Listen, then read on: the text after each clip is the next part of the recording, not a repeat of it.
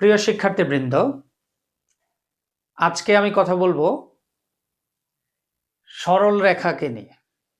সরল রেখা অর্থাৎ সরল রেখার একটা পার্ট নিয়ে কথা বলবো। সেই পার্টটা হচ্ছে একটা সরল রেখা আরেকটা সরল রেখার উপরে লম্ব হয় কোন শর্তে। একটা সরল রেখা আরেকটা সরল রেখার উপর লম্ব হয় কোন শর্তে? আমরা জানি একটা সরল রেখা আরেকটা সরল রেখার উপর লম্ব হয় কোন শর্তে? যদি তাদের ঢাল দ্বয়ের গুণফল -1 হয়। এই শর্তে একটা সরল রেখা আরেকটা সরল রেখার উপর পরস্পর লম্ব হয়। সেই প্রমাণটাই আমরা একটু দেখব। সবাই খেয়াল করো। অর্থাৎ আমি এখানে নিয়ে নিলাম আমাদের অক্ষদ্বয় x ও x প্রাইম, y ও y প্রাইম। তো এখানে আমি একটা সরল রেখা নিলাম এবং আরেকটা সরল রেখা এদিকে নিলাম, তারা পরস্পর উপর লম্ব। অর্থাৎ এই সরল রেখাটা এই সরল রেখার উপরে লম্বভাবে অবস্থান করছে। তার মানে এখানে যে কোণ উৎপন্ন হলো সেই কোণের পরিমাণ হচ্ছে 90 ডিগ্রি। তার মানে এই সরল রেখাটা পরস্পরের উপর লম্ব, এখানে 90 ডিগ্রি আছে। তা আমি এই কোণটা ধরে নিলাম θ1 আর এই কোণটাকে ধরে নিলাম θ2। আমরা দেখব আসলেই যে একটা সরল রেখা আরেকটা সরল রেখার উপর যে লম্ব হয় এবং সেটা ঢাল দ্বয়ের গুণফল কি করলে, গুণফল -1 হলে পরস্পরের উপর লম্ব হয়।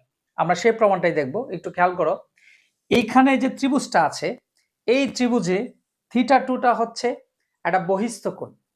θ2 আমরা জানি বহিস্থ কোণটা হচ্ছে ত্রিভুজের বিপরীত অন্তস্থ কোণদ্বয়ের সমষ্টির সমান। তার মানে এটা বহিস্থ কোণ আর বিপরীত অন্তস্থ কোণদ্বয়ের সমষ্টির সমান। তার মানে 90 ডিগ্রি প্লাস θ1।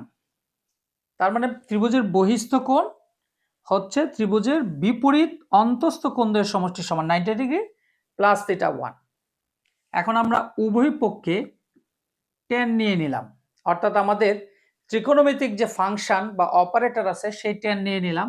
তাহলে এখানে tan θ2 আর এখানে হচ্ছে tan 90 ডিগ্রি প্লাস θ1। এবং আমরা সবাই জানি 90 ডিগ্রি প্লাস থিটার ত্রিকোণমিতিক অনুপাত, অর্থাৎ অপারেটর চেঞ্জ হয়ে যাবে। অর্থাৎ এখানে tan θ2 আর এটা অপারেটর চেঞ্জ হয়ে যাবে cot θ1। কিন্তু এটার অবস্থানটা আমরা সবাই জানি যে এর অবস্থানটা হচ্ছে কোয়াড্রেন্টের সেকেন্ড কোয়াড্রেন্টে, আর সেকেন্ড কোয়াড্রেন্ট আমরা জানি দ্বিতীয় চতুর্ভাগে tan নেগেটিভ। সেই ক্ষেত্রে এখানে আমি নেগেটিভ সাইন ব্যবহার করলাম। আর এখানে আমার tan θ2 সেটাকে আমি দিলাম m2 আর মাইনাস cot θ1 সেটাকে আমি লিখতে পারি 1/tan θ1। তাহলে এখানে আমার থাকলো m2 আর এখানে -1 আর tan θ1টাকে আমরা লিখলাম m1।